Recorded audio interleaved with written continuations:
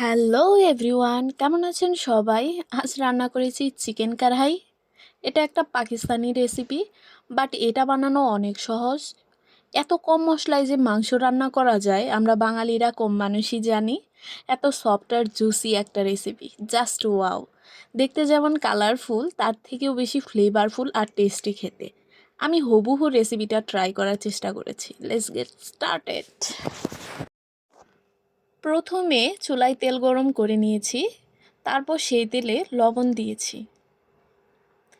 এরপর আগে থেকে ধুয়ে রাখা মুরগির মাংস দিয়েছি।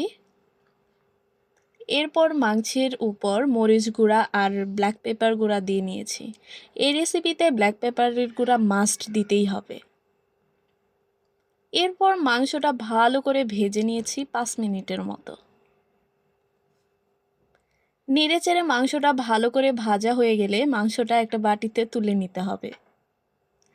এরপর ওই তেলে কিছু পেঁয়াজ কুচি দিয়েছি, পেঁয়াজগুলো ভালো করে ভাজতে হবে। পেঁয়াজ ভাজা হয়ে গেলে তাতে অ্যাড করেছি আদা আর রসুন বাটা। এরপর আবারও ব্ল্যাক পেপারের গুঁড়া দিয়েছি অল্প পরিমাণে। এরপর দিয়েছি 2টা টমেটো টুকরো করা আর 2টা কাঁচামরিচ কুচি। এরপর দিয়েছি গরম মশলার গুঁড়া। সব শেষে দিয়েছি টক দই। আমি 100 গ্রাম টক দই দিয়েছি। তারপর সবগুলো উপকরণ কিছুক্ষণ কষিয়ে নিতে হবে। এরপর চিকেনগুলো দিয়ে দিতে হবে।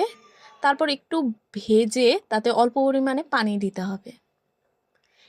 তারপর ঢাকনা দিয়ে ঢেকে মিডিয়াম হিটে রাখতে হবে 10 মিনিটের মতো।